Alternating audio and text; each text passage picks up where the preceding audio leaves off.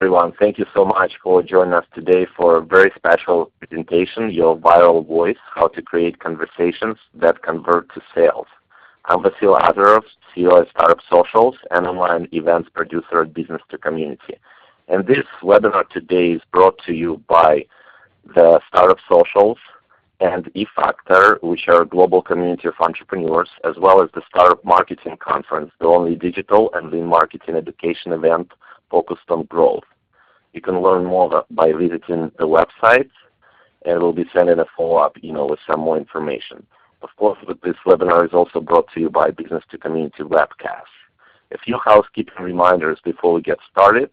This webinar is being recorded, and you will receive a link to the recording within 48 hours. You can also tweet with the hashtag StartupSocials. And also, if you have any questions during the webinar for Forrest, you can submit it via chat box, and we will address them during the Q&A session. So I'm very excited to introduce my friend Forrest Dumbro, who has started and sold 4 companies. And one of the interesting things here, while we're having him on the show as well, that due in part to his unique branding and market fit, one of those 4 companies was sold before it had any customers or revenue. Besides being a serial entrepreneur, Forrest also is an attorney that has had a successful speaking career focused on conversion rate optimization. And without further ado, I'm just going to pass it on to Forrest. Forrest, let's go ahead and take it away. All right, thank you, Vasil. Let me get the presentation started. Are you seeing my screen okay? Yeah, I see a screen. Okay, great. Well, thanks for having me today, and welcome to everybody that's on the call. I am the owner of Solve Sales. We're a Denver-based company that helps service-based businesses increase sales through a variety of techniques, one of which we're going to talk about today. So this isn't so much about me. This is about our topic for today, which is your viral voice, how to create conversations that convert to sales. And so really what I want to do today is ask and answer 2 questions. I've been in internet marketing and marketing in general for over a decade. And what I've found is that no matter what anybody ever calls me for, a new website, internet marketing, product development, sales techniques, at the end of the day, they just want to sell more stuff. And so I started asking myself the question, is there one technique, what is the one thing that everybody can do that would really generate the maximum amount of sales and profit? And it turns out there is really one thing that's better than any other technique, and that's really what today's presentation is about. So we're going to identify what that is, and then we're going to talk about how do you actually do that technique, how do you employ it. So take you back to 2004 for a minute. This is when I started in internet marketing, and at the time, really all anybody cared about, I worked for an agency, a web agency, was building a website and then getting ranked #1 on Google. And that's all anybody asked about. It was all about traffic, and it was all about #1 rankings. And at the time, there was a bookshelf in the office, and on that shelf was a book that nobody had touched, and it was called Persuasive Online Copywriting. And you'll notice here, as I zoom in, there's an afterword on conversion rate optimization. And at the time, 2004 was a long time ago in internet years, and nobody was really talking about conversion rate optimization.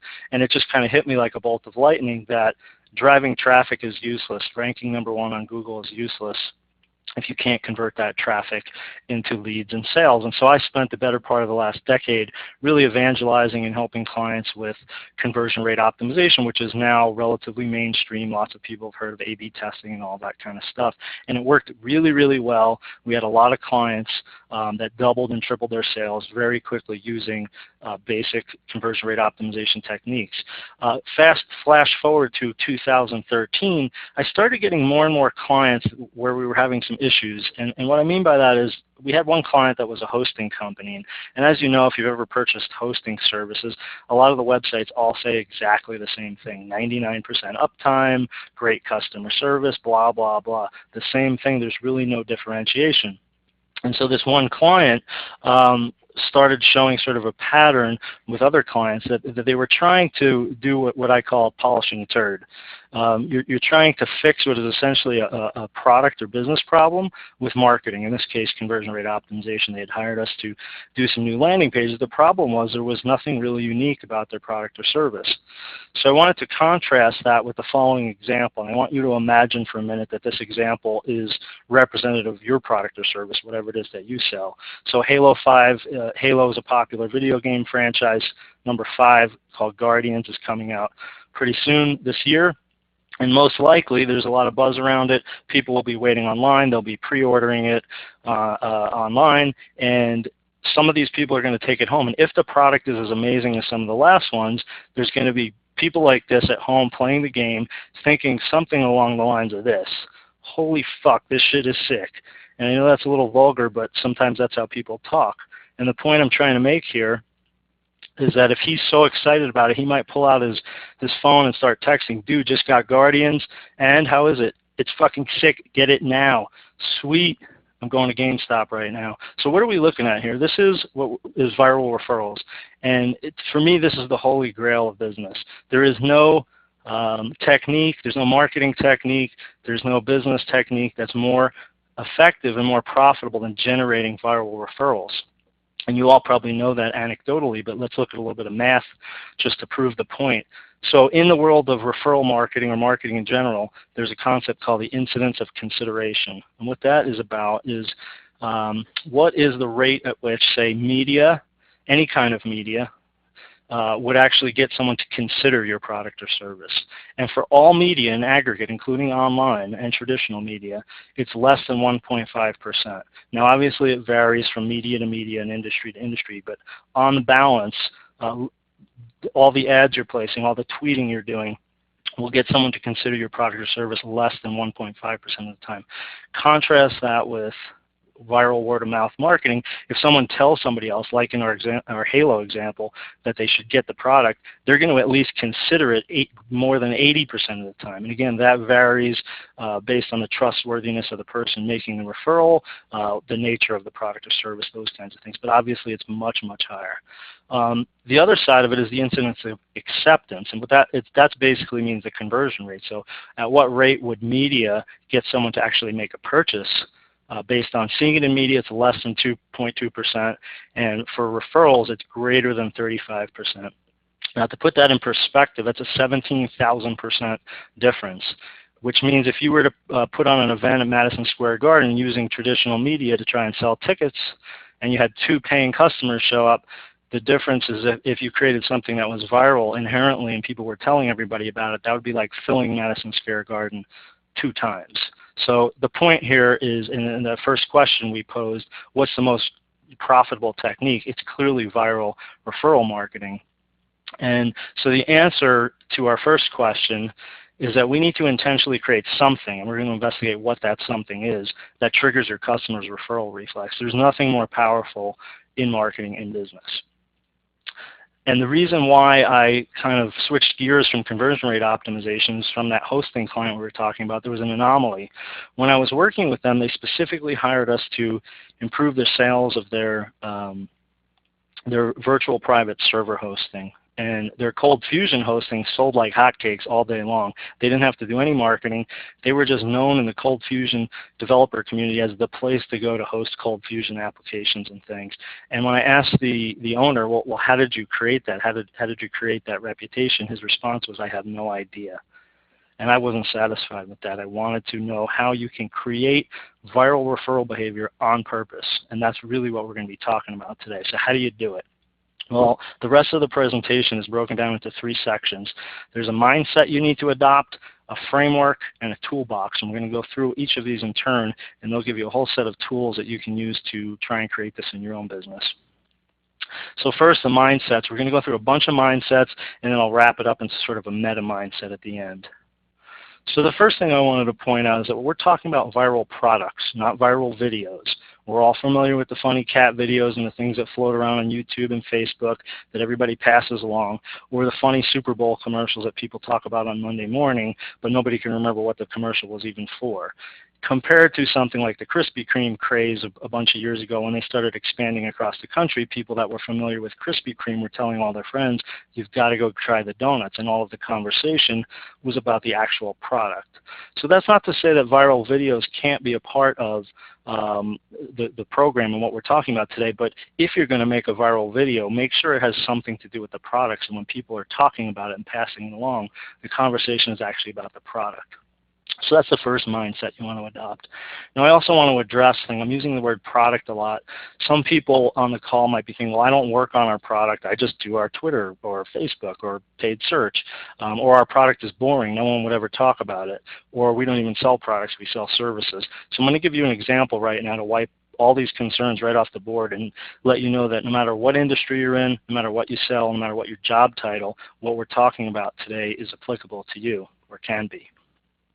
So the example is my Allstate agent. I've been with him for about 15 years. There's nothing more boring than insurance. And he sells the same Allstate insurance you could get at any Allstate branch, and the insurance is pretty similar to State Farm and everybody else's insurance. So what he does is I've unfortunately had several accidents over the last 15 years, and I've also had some life transitions, so I've had a lot of reasons to call my agent. And whenever I've had an accident, wherever I've called him, he has picked up the phone personally on the second or third call, and he bends over backwards to get everything taken care of, to the point that I can't even believe the customer service. And I tell people about it all the time because I'm amazed by it. So something as simple as answering the phone really quickly can create referral behavior, and we're going to look at the dynamics of how that happens, but it really doesn't matter what you sell or what you do. You can have an effect on the referral behavior of your product or service for your company. And to drive that point home further, I have this phrase here: the janitor is on your sales team. And what I mean by that from a mindset standpoint is if you went into a store and the shelves were filthy, you probably wouldn't even shop there. And even if you were starving, you had to buy something one time, you're probably not going to come back, and you're definitely not going to refer that to somebody else. So even someone like the janitor can have an effect or kill your referral behavior. And the point here is that your product is not your product. Really, your entire business and everybody that works there and everything you do is your product. So I want you to have that mental mind shift from product or service to the entire business as your product. Taking that a little bit further, another mindset to adopt or consider is that sales happen through a conversation. All sales in every industry, no matter what. Now, when I say the word conversation, most people think of something like this: a B2B situation, people actually talking, having a common conversation, and someone maybe buys something or not. But what I also mean by conversation is when people are shopping online. So when people are shopping, whether it be e-commerce, B2B, it doesn't matter. They're looking at websites and they have things that are popping up in their head. I like this website. How much is shipping? They have questions. And your website is talking to them. Even if it's just the words on the page or the images, it's a conversation. Similarly, when someone's at retail, they're having a conversation. They're asking themselves questions. The labeling, the signage, everything is communicating. It's also a conversation. So the mindset is your business is your product, and that business and your product is essentially a set of conversations. Taking that to the next level is to understand that all forms of language are part of the conversation. So it's not just words, whether spoken or written. It's also things like sound, color, movement, body language. All of these things communicate. And to give you a specific example, what you wear. So these people are dressed professionally. Just how they dress, even before they open up their mouth, it communicates something. It's part of the conversation. You dress a little bit differently, it communicates something different. So there's one little minor aspect of all the conversations that make up your product, make up your business. And you can start to see how no matter what you do, you can have some effect on how people perceive your business and whether or not they might refer you. The last point I want to make in this mindset section before we kind of wrap it up is that all these various tactics, whether it be Facebook, Twitter, search, they are essentially megaphones. They allow you to broadcast your conversation, broadcast your message, but they have no inherent magic in them. And the point here is that it's message first, megaphone second. A lot of us are out there running around doing social media, doing marketing, networking, speaking, whatever we're doing to generate business, but we haven't necessarily taken the time to step back and understand what are we communicating. And too many of us are like that hosting company where we're broadcasting a Me Too message that is not only is it never going to go viral, it's hard to even make sales in the first place. So what is it that we have to create? What is the something? And to wrap that up, the meta mindset of everything we just talked about is we have to create a conversation that triggers a referral reflex, and I call that your viral voice. And so what we're going to do now is answer this question. Well, all right, this sounds great for us, but how do you do it? Let's get into some specifics. So the first thing we need is a framework. We went over the mindsets. Now we're going to talk about the framework, and then I'm going to give you a toolbox to implement the framework we're about to go over. So there's a lot of books on viral marketing. There's a lot of research that's been done. I like this book here. It's a little known book called The New Art and Science of Referral Marketing, and we're going to use the framework today from this book, which is actually called The Nude Model, and we'll get into why in a minute. But this book was based on social network analysis and huge data sets of not asking people what they would do, but what they actually did do. So actual purchase behavior, which is far more predictive than asking people things in focus groups, what they might do in a situation. So first thing that the study found is the underlying principle that drives all referral behavior. And it's not altruism. It's not just to be a nice person. What it is really is to look good. And the bottom line is we will basically never refer things to people if we don't feel like they will make us look good. If it's going to make us look like a jackass, we're not going to do it. And the nude model really has 4 elements that we use subconsciously to assess whether or not something's going to make us look good or not. And so we're going to go through each of them in turn, and then I'm going to show you how to apply them to your product or service. So the first one is novelty. Novelty is what you might think. It's about standing out. It's about being different. It's about being new. It's about being something has to be unique. And to give you an example is nobody really refers anybody to Facebook anymore or McDonald's because everybody already knows about them. There's nothing novel. Now if McDonald's comes out with something new or Facebook has some crazy new feature that adds novelty to it, then maybe you might talk about it, right? But when things are not new or everybody already knows about them, you're not going to mention it because there's no social value. You're not going to look good by telling someone about Facebook these days. And the thing about all 4 of the elements we're going to go through is you need all 4 of them in some measure to truly go viral, but novelty is sort of the linchpin. It's the ticket to the game. If you have no novelty, it doesn't matter if you have any of the other ones. Nobody will mention you to anybody else. Now there's 2 types of novelty. The first one would be the obvious one, fresh novelty. That's when something's new. Such as when a movie comes out or a new business opens for the first time, it has fresh novelty. It's interesting to talk about just simply because it's new. Now as you can imagine, that doesn't last very long and it's harder to defend against your competitors. You can, of course, continue to add new features and change things up at your business or with your product or service to continue to generate fresh novelty, and that's fine. But there's another kind of novelty that's actually easier to work with and easier to defend.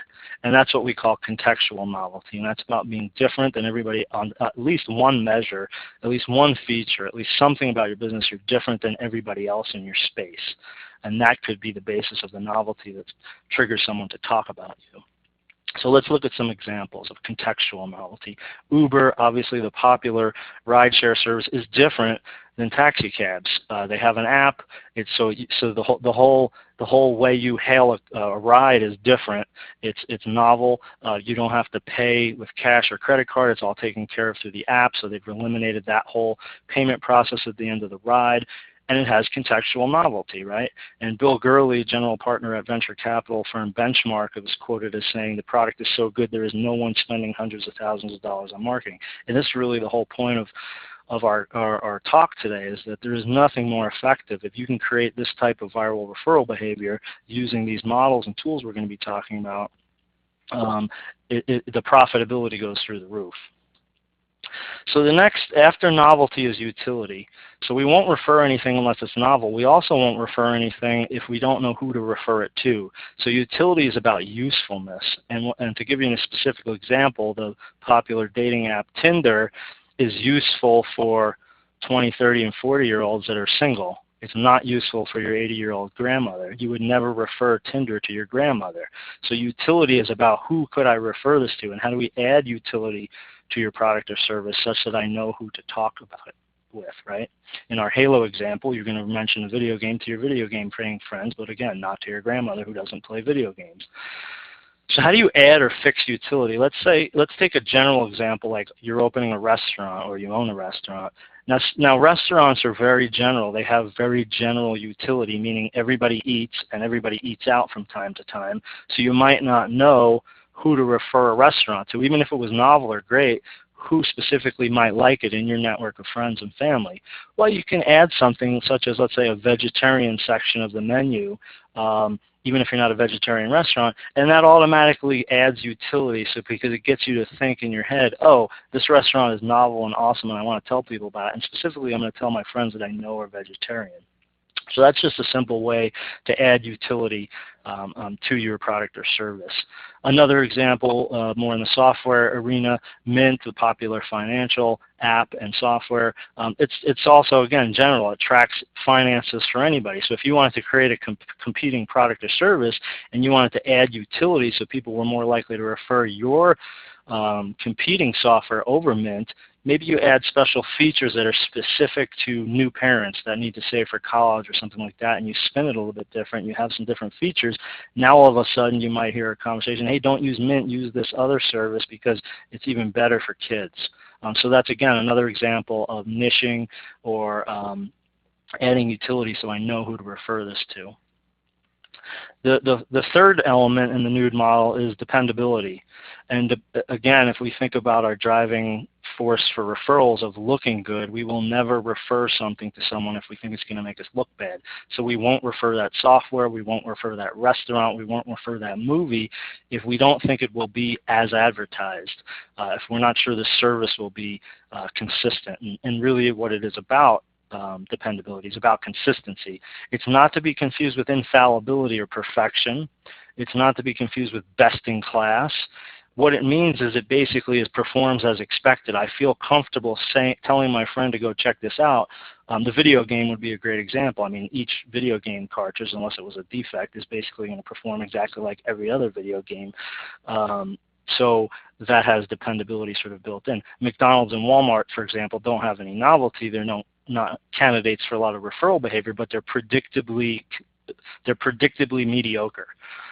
So that's what dependability is about. The other point about dependability and how you can add dependability to your product is that it's based on perception. It's not really whether it is actually dependable or whether I think it's going to be dependable. So kind of glass half full, glass half empty, it's my perception of it.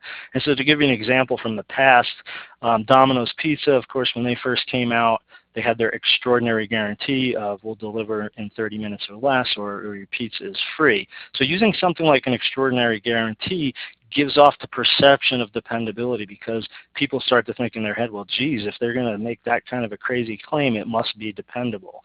So that's just one little technique you can use to add dependability. The last of the nude model is economy. And economy is not necessarily about cheapest or lowest price, although it could be. Essentially what economy is about is, does the product or service that I want to refer offer some benefit over existing options?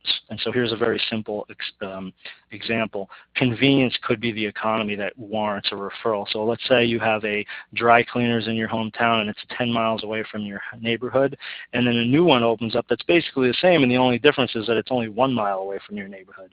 So you could easily see yourself mentioning it to your neighbor, hey, check out the new dry cleaners because you don't have to, you save yourself 9 miles of driving. That's an example of economy. So you start to look at your product or service and see what kind of benefit can you add.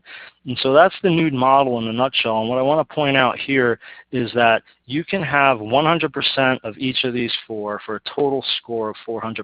And in this study, in the book that I referenced, they actually can calculate your score. It's not important for you to calculate your score. What's important for you to do is just understand the four elements and continue to add novelty, add utility, add dependability, add economy, and that's how you just move towards viral referral behavior.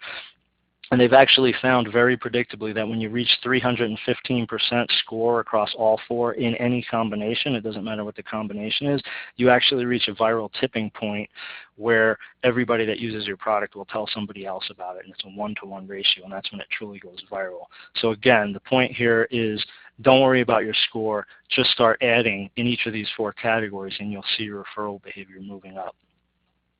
So the last part of today's presentation, we're going to go over a toolbox. I've given you some specific examples already, but I want to give you some other ways that you can quickly work with the 4 drivers we just went over.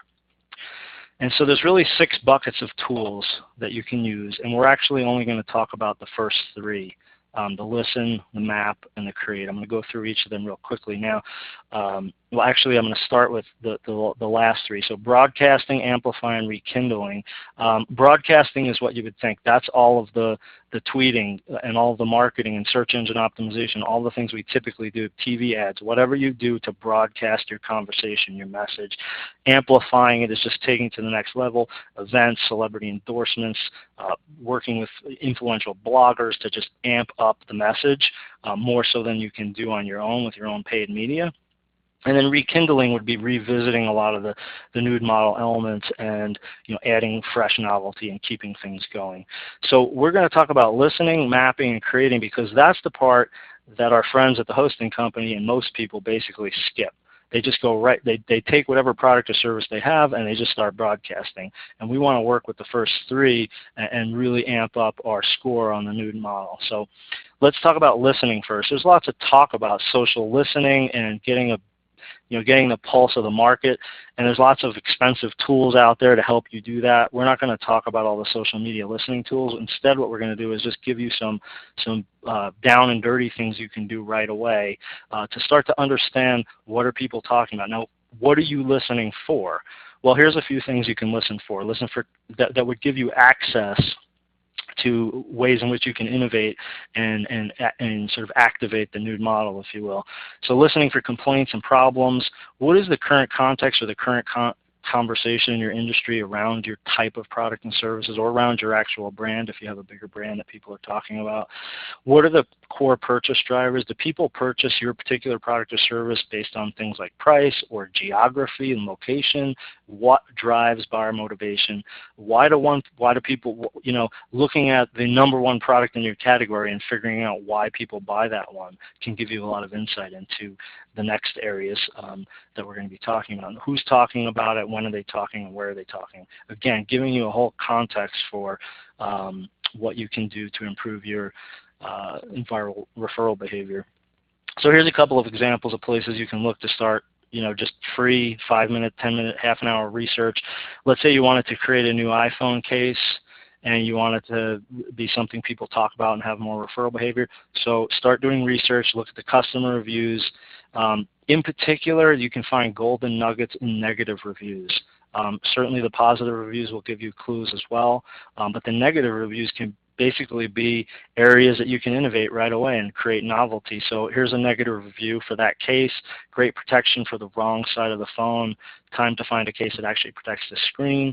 I looked at a lot of the negative comments for this particular product, and all of them were talking about how it doesn't really protect the screen. So boom, you have a specific little nugget of information. Screen protection is critical for iPhone cases. And then you can start to figure out, well, how can I make screen protection more novel, more useful, more dependable, more economical, those kinds of things.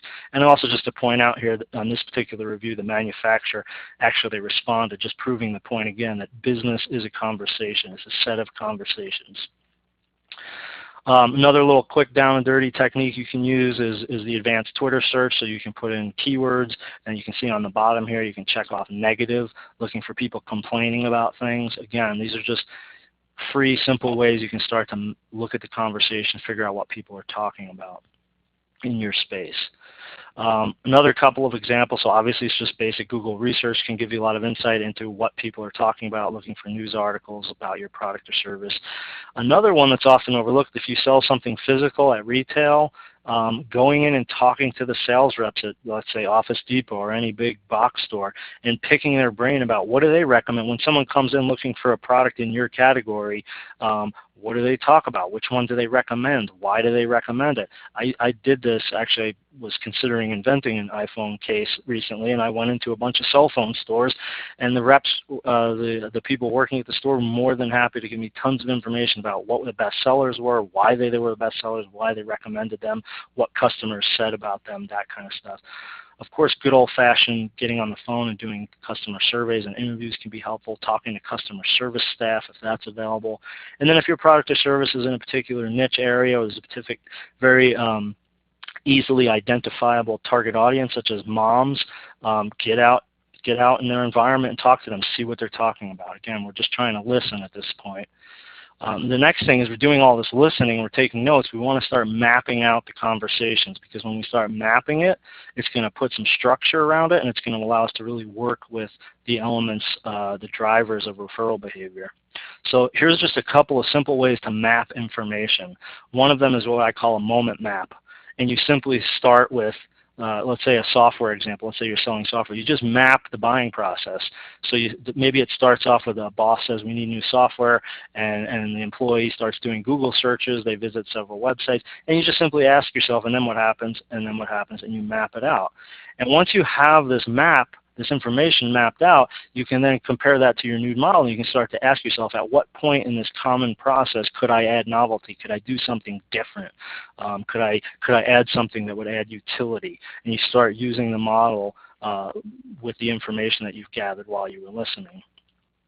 Another way to map the market and think about the market is to try and find micro niches. So these are just a whole bunch of different ways you could look at the market as you're doing the research we were just talking about. You could outline and map what are the different categories in your product category. Maybe there's enterprise level, mid-level, and small business. That could be an example of product categories. Or key features. Any of these boxes that you see here, you could kind of map out just like we were looking about and do research and figure out, you know what, I am going to, hone in on just a small business market and make something novel, useful, dependable, and economical in that micro niche. So this, again, is just a way to take the listening you're doing, map it out to give you a little bit more access to play around with the drivers. One of my clients right now is called WordBank, and they're a marketing localization agency, and they do something pretty unique. And so what we did with them is we started mapping the buying conversation. And we did this through interviews, listening in on sales calls, things of that nature. And what we found is there's different types of buyers they have. So some people that have never purchased translation services before are very transactional. They just think, I need to translate this content into another language, and they're not thinking very strategically. Some people are more experienced, and some people think more strategically. And so to give you a specific example of how we started to map the conversation by listening, here's two examples. So the more transactional buyer might get on the phone and say, I need to translate my website into Chinese, and that's really all they're thinking about. So when they start talking like that, we understand they're thinking more transactionally, they're thinking just about the language. Whereas someone else might come on and say, we're launching in China, and we need help with strategy, translation, and marketing. How can you help us drive 100 leads a month? This person is strategic. They understand that the translation services that they might need are not really the end of the line. It's just a means to the end, which is really marketing results. And so by understanding who you're talking to, you can have a different kind of conversation. So with WordBank, they actually have a differentiator. They combine localization services, traditional translation type services, with those services of a marketing agency. This is very unique in the industry. In their case, they already had this messaging, this novelty, if you will, this utility before I came on board. So what we're doing is actually working more on activating it, getting the message out there. But this is an example of mapping the conversation to figure out what kind of novelty you have to work with. So the last few sections here is we're going to talk about create. We talked about listening, we talked about mapping. Now we're going to talk about actually coming up with tangible ideas that fit within the models that we've been looking at that can actually really drive referral behavior. So first I want to point out the difference between reproductive thinking and productive thinking. Geniuses like Einstein and Mozart, they've actually are known to have used specific techniques to force their brain to come up with new, novel ideas. Because when you think reproductively, when you just sit down with a piece of paper and you just kind of try and come up with some ideas, you tend to come up with the same ideas. But when you use some of the tools we're about to go over, you can actually force your brain to come up with new, novel ideas. And that's what these tools we're about to look at are about, that you actually have to sort of force and shock your brain to think differently than it would otherwise and think more productively rather than from the past and from what you already know. So one tool that geniuses use is something called levels of abstraction, or changing the level of abstraction that you're thinking about the problem you're trying to solve. Now again, all these tools, when I say problem you're trying to solve, the problem we're trying to solve here is how can I add novelty, utility, dependability, and economy, right? So we can increase viral referral behavior. So first thing you do is you state the problem or question that you have in your mind. In what ways can I attract new beta users for my software? And this is just an example, of course. So then all you do is you start asking yourself, well, why? Why do I want to attract new beta users for my software? Because I want to get feedback to improve my product. And you simply ask why 4 or 5 times just to figure out what you're trying to get at and force your brain to think differently. So why do I want to improve my product? To make sure it's attractive to my audience prior to official launch. Once you've asked the why question 4 or 5 times, then you turn your answers into what statements. Okay, in what ways can I get feedback to improve my product? In what ways can I make sure my product is attractive to my audience? And you simply just pick the level of abstraction you like best and create new ideas using the other tools we're about to look at. So in this case, if I was starting software, instead of saying how can I attract beta users, maybe with number 1, what ways can I get feedback to improve my product? Maybe I came up with the idea when I was putting the slide together. Well, instead of getting beta users, I can do a lot of demos, live demos, and ask people for feedback that way. It's just a different way to think about it. And so then I took the next tool, which is called the Lotus Blossom, and I put the new level of abstraction in the middle. I can get feedback by giving demos. And then I just forced myself to come up with 8 places I could go do demos, at conferences, at schools or universities, online forums, so through social media. Maybe I could post something to Facebook. And I came up with 8 new ideas. And then you take those 8 ideas and move them out to the far boxes, and then you come up with 8 new ideas for each one. So I could come up with, in the top corner here, conferences, 8 different types of conferences I could go to. So again, all we're doing here is we're forcing our brain to come up with totally new ideas in a productive fashion and change the way we're thinking about the problem. Another way you can do that is to simply make it visual. This is a mind map. There's lots of free mind mapping software. Some of you might be familiar with it, but I tend to be pretty linear. I like to usually whip out just a simple Word document and start writing notes in a linear fashion. But forcing yourself to do something that's more visual, that allows you to think in different directions, can really shake up the way you think and help you come up with new ideas. And of course, you can use all of these tools in a group session as well. It doesn't just have to be by yourself. The next one I love, which I came up with an actual business idea right out of this one, was to create novel combinations. So the game here is just if you're trying to solve a problem, let's say how can I come up with new novelty for my product or improve the dependability of the perception of dependability for my product, you can use this tool. So just pick 2 completely unrelated fields that have nothing to do with your business and nothing to do with each other, and then force your brain to make connections between them. So I came up with dogs and the airport, and then what you do is you just come up with the 5 things that come to mind when you think about dogs and the 5 things that come to mind when you think about airports, and then you force yourself to come up with connections. So as I was looking through these lists, I made a connection between pet boarding and travel and parking. And so I came up with this idea of what if you had a parking lot out by the airport that also was a pet boarding facility, so you could drop off your dog and your car right at the same time. Now if we think about that, and we'll call it the dog park, and if you think about that in relation to the nude model, the novelty's there, right? The contextual novelty's there because none of the other airport parking lots offer dog boarding right there on premises. The usefulness is obvious, the utility, because I know my friends that travel that have pets that typically board, I can tell them about this. Hey, don't drive to 2 different places. This new place is fantastic. And of course, the dependability is based on how my experience is when I use it and how the place looks, and all of those kinds of things go into the perceived dependability of it. And the economies obviously as well. They could even subsidize the parking with the dog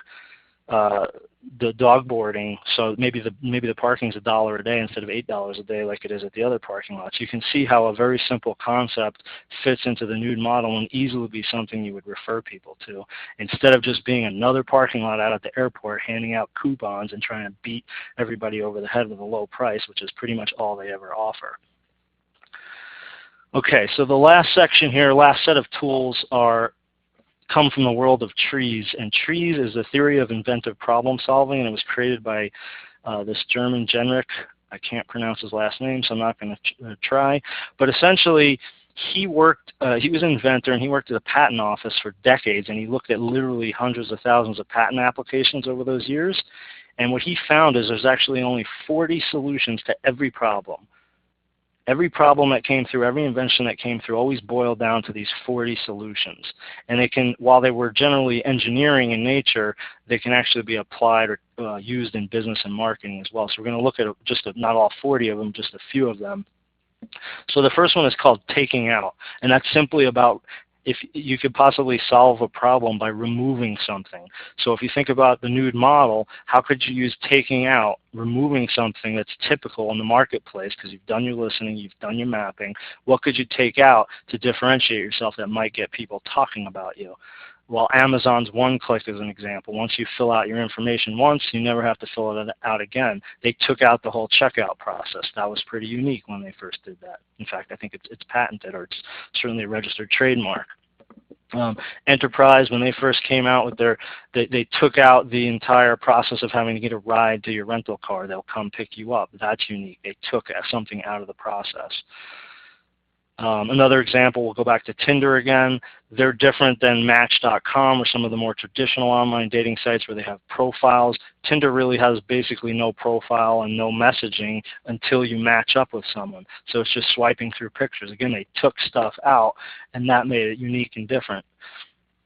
So again, ask yourself, what could I take out from my product? That's how you use these tools in relation with the nude model. Another one is called asymmetry. So if things are typically symmetrical in your industry, like let's say wedding cakes are typically historically symmetrical, you could come up with an asymmetrical wedding cake. And you can imagine going to a wedding and seeing a cake like this and people being like, oh my God, where did you get your cake? I have to have a cake like that for my wedding. Pictures of it could show up on Facebook. Wow, look at this unique cake. Now you start to see how the broadcasting plays with these tools when you've taken the time to craft a unique, compelling, novel message or conversation, as we talked about earlier. Another one is called the other way around, and this is sort of like just do the opposite of what's typically done. So I'll give you an example. This is Clixo is a search marketing agency that I used to own. I sold my shares of it last year. But what we did at we did a few things at Clixo based on the model we're looking at today. One of which was in the industry, when you purchase search marketing services like paid search, for example, or online advertising, it's typically, the fees are typically based on a percentage of your media spend. So we did the opposite. We had a flat fee.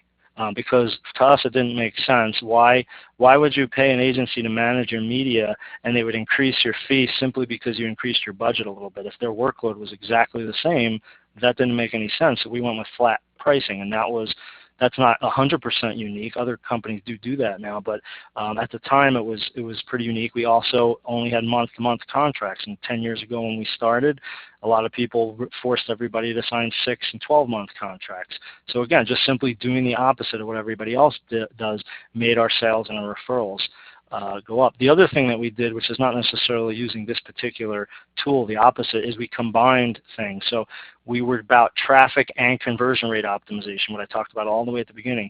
8-9 years ago, driving traffic and doing conversion rate optimization in one company was very unique. It's not that unique anymore. But these things, we used these tools and we were very successful, and we got a lot of referrals as well. So another example of doing the opposite, let's take again to drive home the point. It doesn't matter what industry you're in or what your job title is. How could you make something boring like a business law firm viral? Well, the opposite of work is play. This was just me using the tools we just went through and brainstorming. So most attorneys look like this. They wear professional suits. A lot of times with business law or business in general, there's a lot of sports analogies that are thrown around. So you could play off that. You know, maybe your attorneys dress in tracksuits and you have a theme in your office that is all about sports and business, and you combine the two into something unique because you just don't see that when you go to law firms. Again, these are just brainstorms to try to stimulate new ideas and show you how to use these tools. One of the other, I think this is the last element of trees we're going to go over today, is multifunctionality. And so that's about taking something that typically does one thing and making it do multiple things. For example, this cooler box from Coors, it doesn't just hold the beer, it actually is also a cooler because it's lined. You see that at a party when it first came out, might be something to talk about because you've simply combined two things in one thing. Obviously, the iPhone is a perfect example of that. Before the iPhone, everybody just had a phone that basically made phone calls. Now it does tons of different things, surfs the internet, etc. So when you take out a tool like multifunctionality, you can combine that with some of the other tools we went over to brainstorm ideas, and also combine that with the nude model, and you can really start to work on these drivers and increase your viral referral behavior. The last example I want to go over where this kind of all comes together is the company that Vasil referenced at the beginning that I was a partner in, that we started and sold without any revenue or customers because of everything we just talked about was built into it. It was called the National Storm Damage Center. It still exists.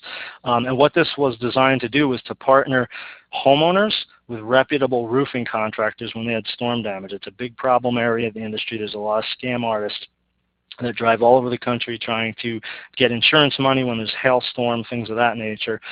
So what we did is we created this, and this is also an example of micro-niching, because obviously there's services out there like Angie's List, Service Magic, that can connect you with reputable contractors, but they're general. They do it for everybody.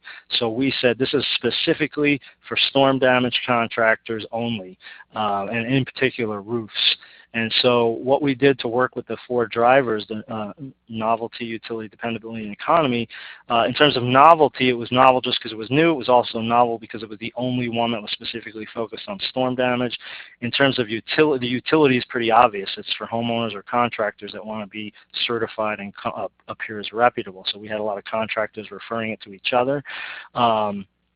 And then in terms of dependability, we took great care to create a logo that looked very governmental, if you will. We put it on a .org site, so it seemed more authoritative and less like a commercial site. We put logos on here from reputable or popular news channels to give us that perception of dependability, and those logos went to their weather pages. And in terms of economy, there's a lot of economy here for a homeowner that doesn't know who to call. We're basically that third party that stands in between the scam artists and the reputable contractors. So there's a level of economy in there to go and contact the National Storm Damage Center to get a recommendation rather than just going with any roofer that's banging on your door. And this created so much buzz in the industry. We did get interviewed by Fox News, and in the storm damage industry, the roofing industry, a lot of people were talking about it, and we were approached and were able to sell the company before we even actually had any revenues. So in summary, before we get to questions, to create viral referral behavior, you want to create a viral conversation. You want to work the nude model, the four drivers, and you want to use the toolbox that we went over before you start broadcasting, amplifying, and rekindling.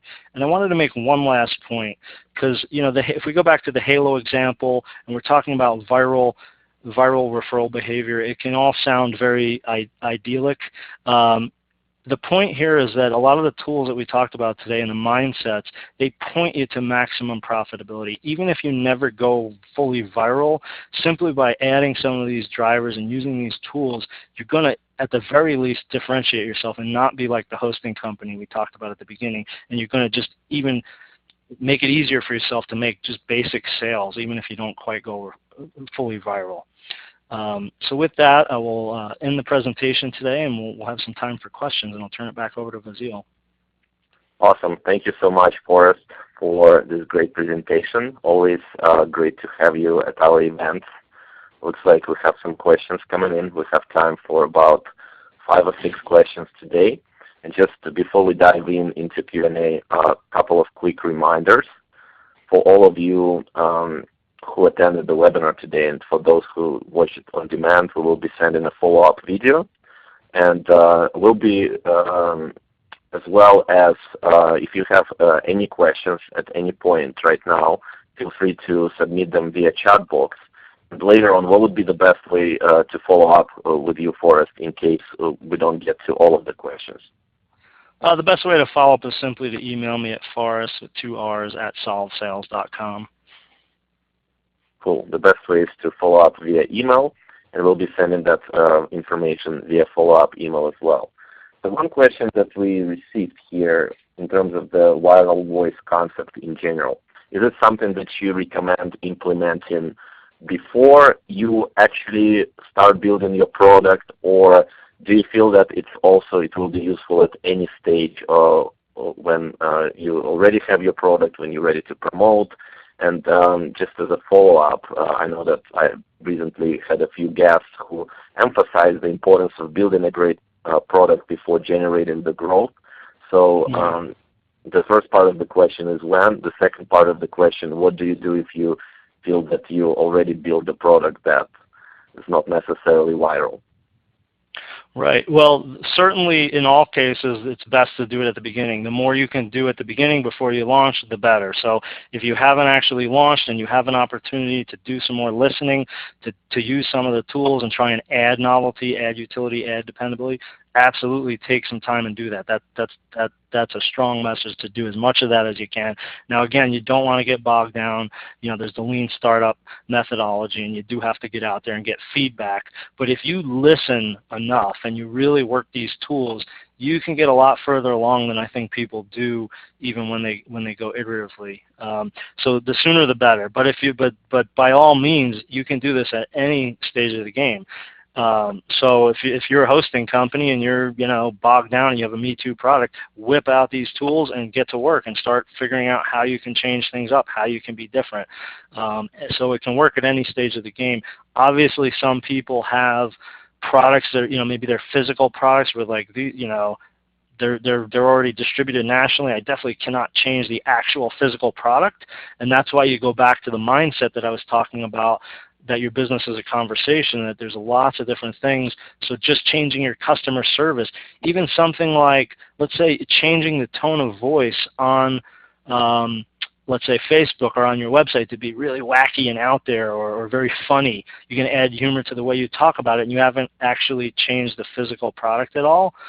So it can really work at any stage if you remind yourself that it's not just about the actual product, it's about all the other things you do in your business as well. Gotcha. It definitely makes sense. And in terms of overall measuring your viral voice and understanding whether you got to that viral point, do you have any suggestions of how you can benchmark it, or do you even need to, or is it when you reach to that point you just know, okay, everybody's sharing it on Facebook? How do you track the progress? In other words? Yeah. The short answer is it's hard and it's not that important. What you should do is just basically, everybody should be just tracking where their sales are coming from anyway, and one of the categories in your tracking should always be referrals and figuring out where those are coming from. But in terms of the actual full-on viral tipping point, if you hit it, you will know. In the studies and in the book that I referenced, they talk about when you hit the true viral, the 315%, the one-to-one. Like if you have a restaurant, you'll all of a sudden have a line out the door. You'll see more, or if you sell software, you'll all of a sudden have more customers in one day than you had in the entire last 6 months. It will be very obvious. In the middle ground, where you're not quite fully viral, then it's just a function of good old-fashioned tracking and seeing, hey, I used to get 5 referrals a month, and now I'm getting 10. Those are the two ways to look at it. Gotcha, makes sense. We're getting some questions, some very specific industry questions. I don't think we have time to dive deep into them, but just overall, let's say if we would, and I know that you and I talked about putting together potentially a workshop based on that presentation. If there was one area that you would like to dive deep into, let's say we would expand your presentation to really have attendees or get some very actionable advice on how to build virality for their existing products, or how to build a new products. Which part of the presentation you would really expand on? I think where we would expand is actually using the tools. We would look in the workshop and have people bring their product or service. I don't mean physically bring, but mentally or physically bring their product or service to the workshop and get to work on it and start doing some listening, using the tools and actually generating ideas using the tools. So it would be the latter half of the presentation where we would work on their actual product, and they would walk out of the workshop with very specific things they could change to make their product more novel, useful, dependable, or economical. Gotcha. And in general, there are some also based on some questions that are coming in. So some of the attendees are wondering whether that viral voice applies to startups. Some of them are wondering whether it would be work for a telephonic personal sales environment as well as insurance product. My understanding is it would apply to everything, but is there any area that you think it would apply more than to others, or there's no such a thing? No, it does apply.